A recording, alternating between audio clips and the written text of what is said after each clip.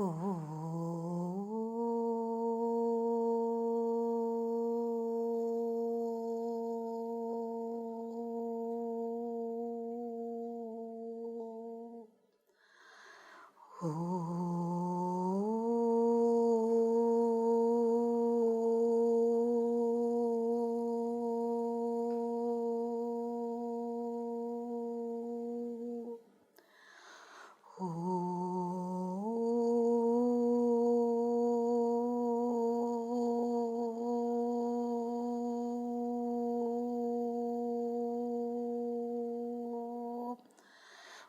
ശ്രീ ഗണേശായ നമഃ.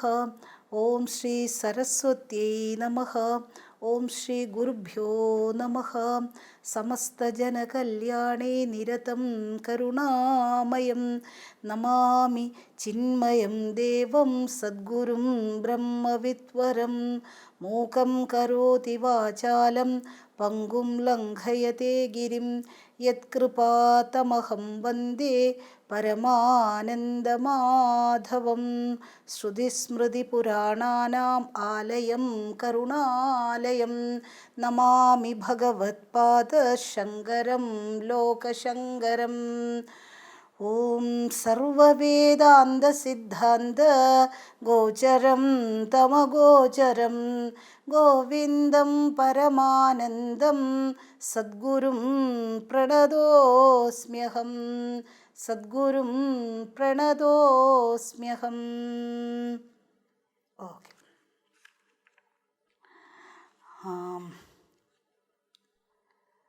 നമ്മൾ 418 വരെയാണെന്ന് തോന്നുന്നു എടുത്തിരുന്നത്.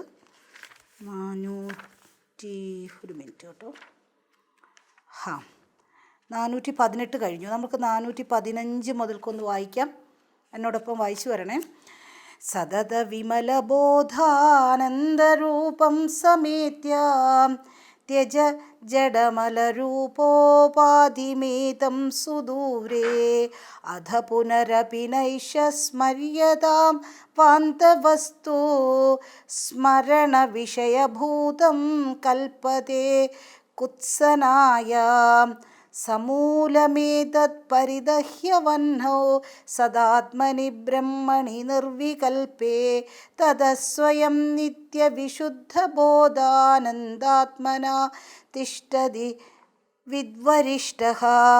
പ്രാരബ്ധസൂത്രഗ്രഥിതം ശരീരം പ്രയാതു വാ തിഷ്ഠതു ഗോരിവസ്ത്രക. ന തത് പുനഃ പശ്യതി തത്വവേത്താനന്ദാത്മനി ബ്രഹ്മണി ലീനവൃത്തി.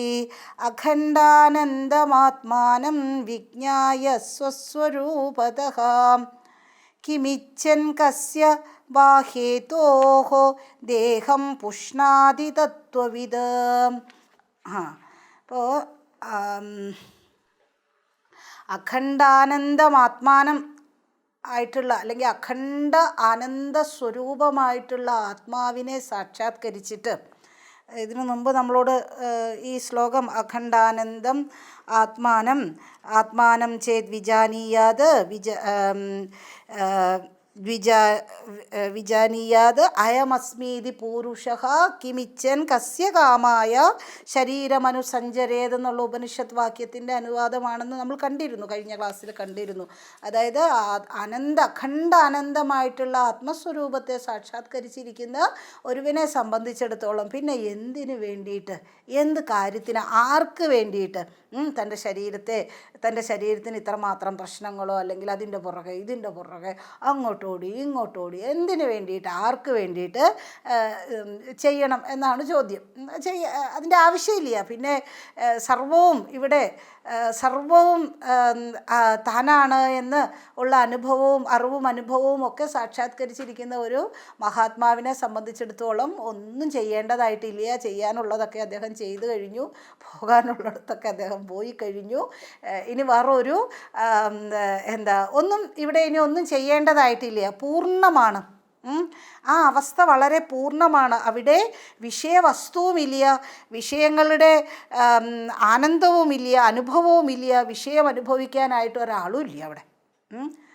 സർവ്വതും എല്ലാം ഏകമയം, എല്ലാം ഞാനായിട്ട് തന്നെ ഇരിക്കുന്ന ആ ഒരവസ്ഥ അവിടെ. പിന്നെ എന്തിനു വേണ്ടിയിട്ട് അങ്ങനെയുള്ള ഒരുവൻ ഒന്നിൻ്റെയും പുറകെ പോകില്ല. ഇനി നമുക്ക് അടുത്ത ശ്ലോകത്തിലേക്ക് നോക്കാം. സംസിദ്ധസ്യ ഫലം ത്വേതത് ജീവൻ മുക്തസ്യ യോഗിനഃ ബഹിരന്തഃ സദാനന്ദ രസാസ്വാദനമാത്മനി. സംസിദ്ധസ്യ ഫലം ത്വേതത് ജീവൻ മുക്തസ്യ യോഗിനഃ ബഹിരന്തഃ സദാനന്ദ രസാസ്വാദനമാത്മനി. രസാസ്വാദനം ആത്മനി. സംസിദ്ധസ്യ ഫലം, അതായത് സംസിദ്ധി നേടിയ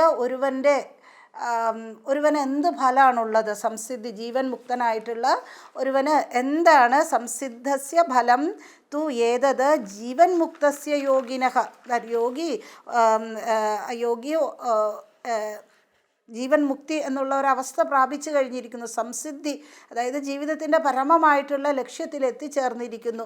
സംസിദ്ധസ്യ ഫലം, സംസിദ്ധസ്യ പൂർണ്ണ യോഗിയാണ്. അപ്പോൾ എല്ലാവരും ആഗ്രഹിക്കുന്ന ഒന്നാണ്, ഏത് ഫീൽഡിലാണ് എങ്കിലും, നിങ്ങൾ ഇത്രമാത്രം കഠിനാധ്വാനം ചെയ്യുന്നുണ്ടോ? എന്നിട്ട് ഈ കഠിനാധ്വാനം ചെയ്തിട്ട് നിങ്ങൾ എന്ത് നേടി? എന്ത് നിങ്ങൾക്ക് കിട്ടി?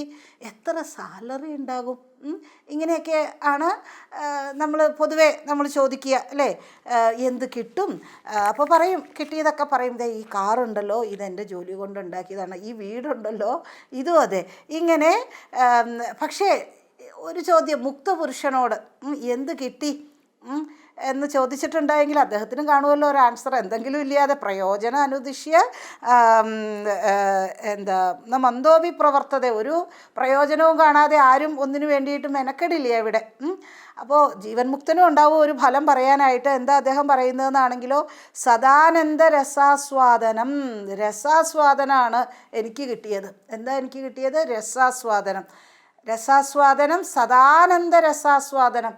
അതിന് എന്തെങ്കിലുമൊക്കെ ആക്സസറീസ്, എന്തെങ്കിലുമൊക്കെ കാര്യങ്ങൾ വേണോ? ടി വി വേണോ? അല്ലെങ്കിൽ മറ്റുള്ള പലതരത്തിലുള്ള മോഡേൺ ആയിട്ടുള്ള സജ്ജീകരണങ്ങളൊക്കെ വേണോ എന്ന് ചോദിച്ചിട്ടുണ്ട്. ഒന്നിനെയും ആശ്രയിക്കേണ്ട, ഒന്നിനെയും നിരപേക്ഷമായിട്ടുള്ള ആനന്ദം, ഒന്നിൻ്റെയും പിന്നാലെ പോകണ്ട. ശരീരം കൊണ്ട് ഒരിടത്തേക്കും ഒന്ന് ഇറങ്ങിപ്പോകുക പോലും വേണ്ട. ഒന്നിനെയും ആശ്രയിക്കേണ്ടാത്ത സദാ ആനന്ദരസ ആസ്വാദനമാണ് സംസിദ്ധസ്യ ഫലം. അല്ലെങ്കിൽ ജീവൻ മുക്തനായിട്ടുള്ള ഒരു യോഗിയുടെ നേട്ടം, അല്ലെങ്കിൽ അദ്ദേഹത്തിൻ്റെ ഫലം എന്നുള്ളത് എല്ലാവരും ഈ ആനന്ദത്തിന് വേണ്ടിയിട്ട്, അല്ലെങ്കിൽ ഈ സുഖത്തിന് വേണ്ടിയിട്ടാണ് ഈ നെട്ടോട്ട് ഓടുന്നത്. സുഖായ കർമാണി കരോതി ലോകേ. ഈ ലോകത്തിൽ സുഖം കിട്ടാൻ വേണ്ടിയിട്ടാണ് ഇവിടെ എല്ലാവരും ഈ നെട്ടോട്ട് ഓടുന്നത്. രാവിലെ മുതൽ വൈകുന്നേരം വരെ, വൈകുന്നേരം അല്ല പാതിര വരെ, ചിലർ പാതിരാവായാലും തീരില്ല, ഇങ്ങനെ അലഞ്ഞുകൊണ്ടിരിക്കുന്നത് ഈ ആനന്ദം അനുഭവിക്കാൻ വേണ്ടിയിട്ടാണ്, സുഖം അനുഭവിക്കാൻ വേണ്ടിയിട്ടാണ്. ദുഃഖത്തിന് വേണ്ടിയിട്ട് ആരും ഇവിടെ ഒരു കാര്യവും ചെയ്യില്ല. പക്ഷേ ഇവിടെ യോഗിയുടെ ഫലം എന്താണ്? യോഗിയോട് ചോദിക്കുകയാണ്, എന്താണ് നിങ്ങൾക്ക് ഉള്ള നേട്ടം എന്നാണെങ്കിൽ, ബഹിഹി അന്തഹ സദാനന്ദ രസം. ബഹിഹി പുറമേക്ക് ബഹിർമുഖനാകില്ല, അല്ലെങ്കിൽ ലോകവ്യാപാരങ്ങളിൽ ഏർപ്പെടേണ്ടി വരുമ്പോൾ അപ്പോഴും ആനന്ദം. അന്തഹ ധ്യാനത്തിലിരിക്കുമ്പോഴും ആനന്ദം, ധ്യാനത്തിലും ലോക വ്യവഹാരത്തിൽ ഏർപ്പെടുമ്പോഴുമൊക്കെ സദാ ആനന്ദമാണ്. അങ്ങനെയുള്ള ഒരു യോഗിയുടെ ആ ഒരു ഫലം എന്നുള്ള സംസിദ്ധസ്യ ഫലം തു ഏതത് ജീവൻ മുക്തസ്യ യോഗിനഃ ബഹിരന്തഃ സദാനന്ദ രസാസ്വാദനം ആത്മനി. അപ്പോൾ എന്ത് കാര്യമാണ് എങ്കിലും, ഒരിക്കലും ഒരു രാമഭക്തനായിട്ടുള്ള സ്വാമി സമർത്ഥ രാമദാസ്, അദ്ദേഹം എപ്പോഴും രാമ അല്ലേ, രാമഭക്തനാണ്. അപ്പോൾ അദ്ദേഹം മഹാത്മാവ് ഒരിക്കലും ഒരു കുണ്ടിൽ വീണു. അപ്പോൾ അദ്ദേഹം പറയും, വലിയ ചിരിയെ പൊട്ടിച്ചിരിച്ചിട്ട് പറയുകയാണ്, ഇന്ന് രാമൻ എന്നെ ഒരു കുണ്ടിൽ കൊണ്ടിട്ടു, രാമൻ എന്നെ കുണ്ടിൽ കൊണ്ട് ചാടിച്ചു, ഇനി രാമൻ തന്നെ വന്ന് കയറ്റിക്കോളും, അല്ലേ? ബഹിഹി അന്തഹ. ഇപ്പോൾ കുണ്ടി വീണാൽ പോലും അവർക്ക് ആനന്ദമാണെന്ന് പറയുകയാണ്. ബഹിഹി അന്തഃ സദാനന്ദരസാസ്വാദം ആത്മനി, അതിരില്ലാത്ത ആനന്ദം. മറ്റ് കാര്യങ്ങൾക്കെല്ലാം എത്രമാത്രം വർക്കുണ്ട് അല്ലേ? അതും ഇതുമൊക്കെ കുറേ വർക്ക് ചെയ്ത് ഞാൻ കുറച്ച് ധനം സമ്പാദിച്ചു. ഇനി ആ ധനം വെച്ചുകൊണ്ടിരുന്നിട്ടുണ്ടെങ്കിൽ ഒരു കാര്യമില്ല. ആ ധനം കൊണ്ട് മറ്റ് പലതും നേടിയെടുക്കണം, അതിനു വേണ്ടിയിട്ട് ഓടണം. എന്നിട്ട് നേടിയതിനെ സംരക്ഷിക്കണം. എന്നിട്ടോ സന്തുഷ്ടനാണെന്ന് എല്ലാവരുടെയും മുമ്പിൽ ഞാൻ അഭിനയിക്കണം. എനിക്ക് ഈ സന്തുഷ്ടി അഭിനയിച്ച് കാണിക്കാനേ പറ്റുകയുള്ളൂ. യഥാർത്ഥത്തിൽ സന്തുഷ്ടിയൊന്നും ഉണ്ടാകില്ല. കാരണം ഈ നേടിയതിനെ നേടാനും നേടിയതിനെ സംരക്ഷിക്കാനും ഒക്കെ വല്ലാതെ പാടാണ്.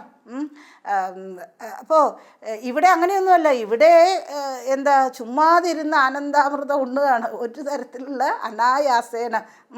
എങ്ങനെ ഇനി ആ അവസ്ഥ നേടാമെന്നുള്ളത് അടുത്ത ശ്ലോകത്തിൽ. അതിനു മുമ്പായിട്ട് ഒന്നുകൂടി നമുക്ക് ഈ ശ്ലോകം ഒന്ന് വായിക്കാം. സംസിദ്ധസ്യ ഫലം ത്വേതത് ജീവൻ മുക്തസ്യ യോഗിനഃ ബഹിരന്തഃ സദാനന്ദ രസാസ്വാദനമാത്മനി. അടുത്തത് വൈരാഗ്യസ്യ ഫലം ബോധഃ ബോധസ്യോപരതി ഫലം സ്വാനന്ദാനുഭവാത് ശാന്തിഃ ഏഷൈവോപരതേ ഫലം.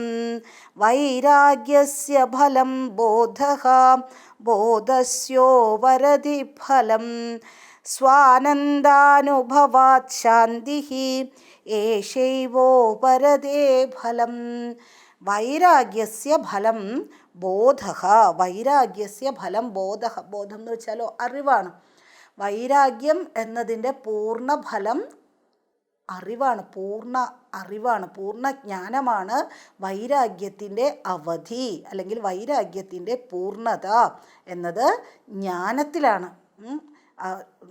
ശുദ്ധ ജ്ഞാനത്തിലാണ്, ബോധത്തിലാണ് വൈരാഗ്യത്തിൻ്റെ അവധി. അവധി എന്ന് വെച്ചാലോ അതിൻ്റെ ആ ഒരു കൾമിനേഷൻ, അതിൻ്റെ സാഫല്യത്തിൽ എത്തിച്ചേരുക പൂർണ്ണജ്ഞാനം ഉളവാകുമ്പോഴാണ്. ഇനി ജ്ഞാനത്തിൻ്റെ സാഫല്യം എന്താ, അല്ലെങ്കിൽ ജ്ഞാനത്തിൻ്റെ ഫലം എന്താ എന്ന് ചോദിച്ചാലോ, വൈരാഗ്യസ്യ ഫലം ബോധഃ ബോധസ്യ ഉപരതി ഫലം. ബോധത്തിൻ്റെ ഫലം ഉപരതിയാണ്. ഇത് വളരെ പ്രധാനപ്പെട്ട ശ്ലോകം. എല്ലാ ശ്ലോകവും പ്രധാനപ്പെട്ടതാണ്, എങ്കിലും വളരെ വലുതായിട്ടുള്ള ഒരു കാര്യമാണ് നമ്മളിപ്പോൾ അറിയിച്ചുകൊണ്ടിരിക്കുന്നത്. നമുക്ക് ചെക്ക് ചെയ്യാം, ജ്ഞാനത്തിൻ്റെ ഫലം ഉണ്ടോ, ജ്ഞാനം പൂർണ്ണമാണോ? ഉപരതി. ഇവിടെ പറഞ്ഞ ഉപരതി എന്നുള്ളത് നമ്മൾ ഈ സാധനാ ചതുഷ്ടയമൊക്കെ എടുക്കുമ്പോൾ സാധനാ ചതുഷ്ടയ സമ്പന്ന അധികാരിണം അല്ലെങ്കിൽ എന്തൊക്കെയാണ് സാധന ചതുഷ്ടയം എന്നുള്ളതിൽ ഉപരതി പറയുന്നുണ്ട്. അത് സാധനാ രൂപമാണ്.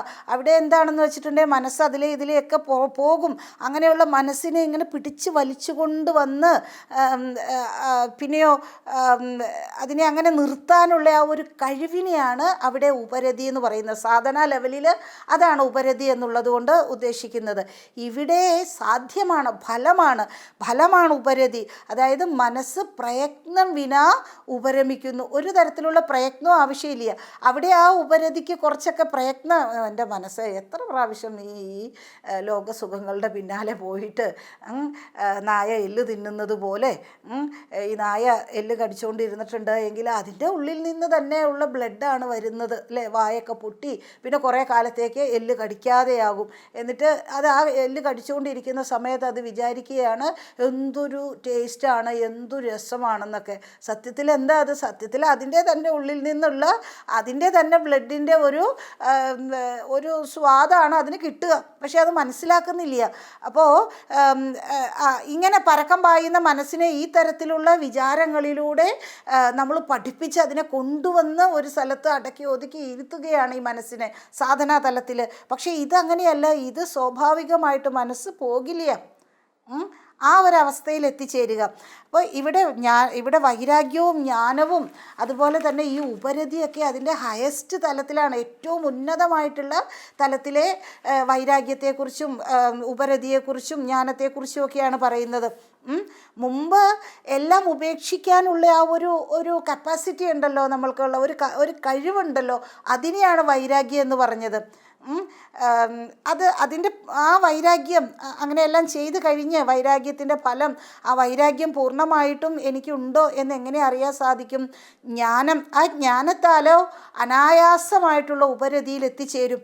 ഇപ്പോൾ ഈ തത്വജ്ഞാനം ഒരുവനിൽ ഉറച്ചു കഴിഞ്ഞാൽ കിമിച്ചൻ കസ്യ കാമാർത്ഥം, എന്തിനു വേണ്ടിയിട്ട്, എന്ത് കാര്യത്തിന് വേണ്ടിയിട്ട് പിന്നെ ശരീരത്തെ പീഡിപ്പിക്കണം, ശരീരത്തെ പ്രശ്നങ്ങളിലേക്ക് കൊണ്ടിടണം. അപ്പോൾ ആ ഉപരതി, ഈ തരത്തിലുള്ള ജ്ഞാനത്താൽ ലഭിക്കുന്ന ജ്ഞാനത്തിൻ്റെ അവധിയായിട്ടുള്ള ആ ഉപരതിയുടെ അവധി എന്താണ്? സദാനന്ദത്തിലേക്ക് ലയിക്കും. സദാനന്ദത്തിലേക്ക് അത് നമ്മെ നയിക്കും. അപ്പം സ്വാനന്ദാനുഭവാത് ശാന്തി യേശൈവോപരതേ ഫലം. ഇതാണ് ഉപരതിയുടെ ഫലം. അതായത് ശാന്തിയിലേക്ക്, സദാനന്ദ സ്വരൂപമായിട്ടുള്ള ശാന്തിയിലേക്ക് നയിക്കും. ഈ ശാന്തി എന്നുള്ളത് ആത്മാവിൻ്റെ സ്വരൂപമാണ്. ആ ആത്മാവിൻ്റെ സ്വരൂപം ശാന്തി സ്വരൂപമാണ്. അവിടെ അതിൽ ശാന്തി അടഞ്ഞു, അല്ലെങ്കിൽ ശാന്തമായി തീർന്നു. പിന്നെ ഒരു തരത്തിലുള്ള അശാന്തിയും അവിടെ ഇല്ല. അശാന്തി എല്ലാം അസ്തമിച്ചിരിക്കുന്നു. എല്ലാ ആഗ്രഹങ്ങളും നിലച്ചു. ഒരാഗ്രഹം പോലും പിന്നീട് പൊന്തി വരില്ല. ബഹിർമുഖത നിലച്ചു, പുറത്തേക്ക് അലയണം എന്നില്ല. കാരണം അകവും പുറവും ഒരേപോലെയാണ്.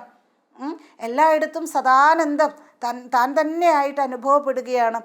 അപ്പോഴുള്ള ശാന്തി, അങ്ങനെയുള്ള ആ ഒരു ശാന്തി ഉണ്ടല്ലോ, ആ ശാന്തിയാണ് ഉപരതിയുടെ ഫലം എന്നുള്ളത്. അപ്പോൾ ഇതൊക്കെ നമ്മൾക്ക് നേടിയിട്ടുണ്ടോ എന്ന് അല്ലേ? ആധ്യാത്മിക ശാസ്ത്രം മുഖം നോക്കാനുള്ള ഒരു കണ്ണാടി പോലെയാണ്. നമ്മൾക്കിതൊക്കെ ഉണ്ടോ എന്ന് നമ്മൾക്ക് തന്നെ പരീക്ഷിക്കാം. മറ്റുള്ളവരിലേക്ക് നോക്കാനൊന്നും പോകണ്ട. എനിക്ക് ആവശ്യത്തിനുള്ള വൈരാഗ്യം ഉണ്ടെങ്കിൽ ഞാൻ ജ്ഞാനത്തിലേക്ക് എത്തിയിരിക്കും. ആ വൈരാഗ്യം എന്നെ ജ്ഞാനത്തിലേക്ക് നയിക്കും. ജ്ഞാനം സംശയരഹിതമായി തീർന്നോ? അങ്ങനെയാണ് എങ്കിൽ അനായാസമായ ഉപരതിയാണ് അതിൻ്റെ ഫലം. സംശയരഹിതമായിട്ടുള്ള ജ്ഞാനമാണ് എന്നിൽ വിളങ്ങുന്നത്. ആ ഒരവസ്ഥയാണ് എന്നിലെങ്കിൽ പിന്നെ എൻ്റെ മനസ്സ് വേറൊന്നിലേക്കും പോകില്ല, അവിടെ തന്നെ വിലയം പ്രാപിക്കും. ഉപരതി ആണത്, അനായാസമായിട്ടുള്ള ഉപരതിയാണത്. ഇനി ഉപരതി നടക്കുന്നുണ്ടോ എന്ന് എങ്ങനെ അറിയാം? അല്ലെങ്കിൽ ഉപരതി പൂർണ്ണമാണോ എന്നെങ്ങനെ അറിയാം? അനന്ത ആത്മ ശാന്തമായിട്ടുള്ള അനന്ത ആത്മ, ആ സ്ഥിതിയാണ്, അതായിട്ടിരിക്കുന്ന ആ ഒരവസ്ഥ. ശാന്തിയും ആത്മാവും ഒന്ന് തന്നെ. ഇതിങ്ങനെ നമ്മളിൽ തന്നെ നോക്കാം. വൈരാഗ്യസ്യ ഫലം ബോധസ്യോപരതി ഫലം സ്വാനന്ദാനുഭവാത് ശാന്തി യേശൈവോപരതേ ഫലം. ഇനി യദ്യുത്തരോത്തരാഭാവഃ പൂർവപൂർവം തു നിഷ്ഫലം നിവൃത്തി പരമാതൃപ്തി ആനന്ദോനുപമസ്വതഃ. യദി ഇൻ കേസ് ഉത്തര അഭാവഃ, അതായത് ഒന്ന് നമ്മെ ഒന്നിലേക്ക് നയിക്കും. അപ്പോൾ ഒന്നിൻ്റെ ഒരഭാവം ഉണ്ടായെങ്കിൽ മറ്റൊന്നില്ല എന്നാണ് അതിൻ്റെ അർത്ഥം, അല്ലേ? അപ്പോൾ വൈരാഗ്യം ജ്ഞാനത്തിലേക്ക് നയിക്കുമെന്ന് പറഞ്ഞുവല്ലോ. വൈരാഗ്യത്തിൻ്റെ അവധി എന്നുള്ളത് ജ്ഞാനമാണെന്ന് പറഞ്ഞു. അപ്പോൾ വൈരാഗ്യം അവിടെ അഭാവമാണ് എങ്കിലോ, ആ വൈരാഗ്യം അഭാവമാണ് എങ്കിൽ ജ്ഞാനത്തിലെത്തില്ല. ഇനി വൈരാഗ്യം ജ്ഞാനത്തിലെത്തിച്ചില്ല എങ്കിൽ അത് ശരിയായിട്ടുള്ള വൈരാഗ്യമല്ല, അല്ലേ? വൈരാഗ്യം, ഞാൻ വലിയ വൈരാഗ്യമാണെന്നൊക്കെ പറയും. വൈരാഗ്യം എന്ന് വെച്ചിട്ടുണ്ടെങ്കിൽ പല പ്രാവശ്യം പറഞ്ഞിട്ടുള്ളതാണ്. ഒരു സാധകനെ സംബന്ധിച്ചിടത്തോളം അവശ്യം വേണ്ട ഒരു ഗുണമാണ്. ആ വൈരാഗ്യമാണ് ഒരുവനെ ജ്ഞാനത്തിലേക്കും അന്വേഷണത്തിലേക്കും ഒക്കെ നയിക്കുക. ഈ വൈരാഗ്യമാണ്. ഇതില്ലാത്തവൻ ഇവിടെ ഒരന്വേഷണവും ചെയ്യില്ല. സുഖാന്വേഷണം മാത്രം വിഷയങ്ങളിൽ നടത്തിക്കൊണ്ടിരിക്കുമെന്നല്ലാതെ ആത്മാന്വേഷണം ഒന്നും നടക്കില്ല. അപ്പോൾ ഈ വൈരാഗ്യം അഭാവമാണ് എങ്കിൽ ജ്ഞാനത്തിലെത്തില്ല. ഇനി ജ്ഞാനത്തിലെത്തിയിട്ടില്ല എങ്കിലോ ശരിയായിട്ടുള്ള വൈരാഗ്യവും ഇല്ല. ഓട്ടക്കീശ പോലെ, അല്ലേ? ഓട്ടക്കീശയിലേക്ക് ധനം ഇട്ടിട്ടുണ്ടെങ്കിൽ അത് അവിടെ തങ്ങി നിൽക്കില്ല. അതേപോലെയാണ്. അപ്പോൾ വൈരാഗ്യം ജ്ഞാനത്തിലേക്കും ജ്ഞാനം അതെ, ജ്ഞാനം ഉപരതിയിലേക്കും ഉപരതി ആത്മശാന്തിയിലേക്കും പൂർണ്ണശാന്തിയിലേക്കും എത്തിക്കും. അല്ലെങ്കിൽ പൂർണ്ണശാന്തി ആണ് ഉപരതിയുടെ അവധി എന്ന് പറയുന്നത്. അപ്പോൾ ഒന്ന് പൂർണ്ണമല്ല എങ്കിൽ അത് മറ്റൊന്നിനെ ബാധിക്കും. ശാന്തി ഇല്ല എങ്കിലോ, എനിക്ക് ഒരു ശാന്തിയില്ല, ഉപരതിയില്ലേ, അതുകൊണ്ടാണ് ശാന്തി ഇല്ലാത്തത്. ഞാനെല്ലാം ചെയ്യുന്നുണ്ട്, ആ ഉപരതി ഉണ്ടാകട്ടെ, എല്ലാത്തിൽ നിന്നും വിഡ്രോ ചെയ്യാൻ മനസ്സ് സ്വാഭാവികമായിട്ട് എല്ലാത്തിൽ നിന്നും പിൻവാങ്ങട്ടെ. അപ്പോൾ കാണാം ശാന്തി ഉണ്ടോ ഇല്ലയോ എന്ന്. മനസ്സിന് അങ്ങനെ ഒരു അവസ്ഥയുണ്ട് അല്ലേ.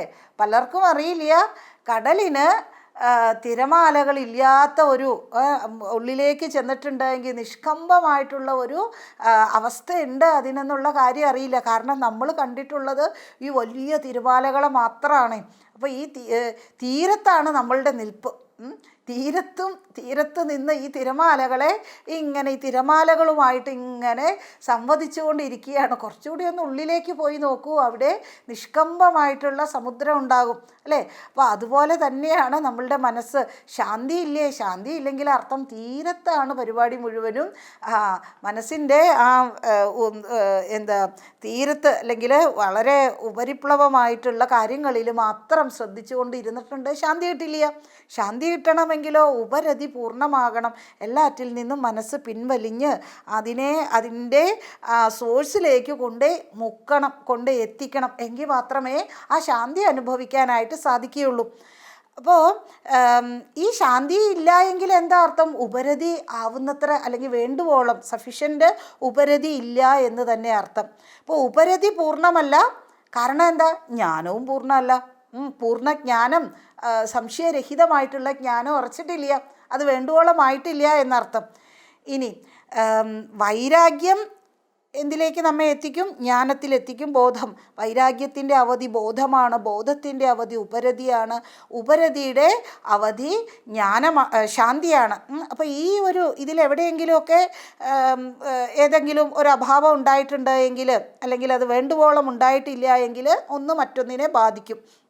അപ്പോൾ ഈ ഓർഡർ പൂർണ്ണമാണ് എങ്കിൽ പൂർണ്ണ തൃപ്തിയാണ്, സുപ്രീം കണ്ടൻമെൻ്റ് ഉണ്ടായിരിക്കും. പൂർണ്ണ തൃപ്തിയാണ്, പൂർണ്ണ നിവൃത്തിയാണ്. നിവൃത്തി തന്നെ തൃപ്തി, പരമനിവൃത്തി തന്നെ പരമതൃപ്തി. അപ്പോൾ ഈ ഓർഡർ ഉണ്ടല്ലോ, ഏതാ ഓർഡർ? വൈരാഗ്യം, ബോധം, പിന്നെയോ ഉപരതി, ശാന്തി. ഈ ഓർഡർ, ഈ ക്രമം ഉണ്ടല്ലോ, അത് പൂർണ്ണമാണ് എങ്കിൽ പൂർണ്ണ തൃപ്തിയായിരിക്കും.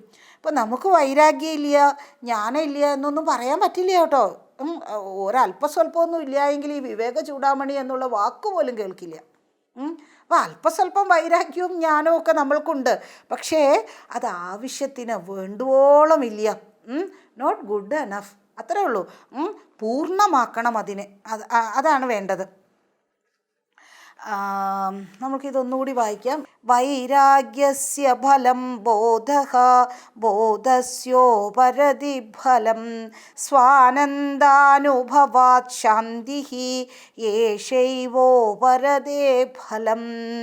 യദ്യുത്തരോത്തരാഭാവഃ പൂർവഃ പൂർവന്തു നിഷ്ഫലം, നിവൃത്തിഃ പരമാ തൃപ്തിഃ, ആനന്ദോനുപമസ്വതഃ.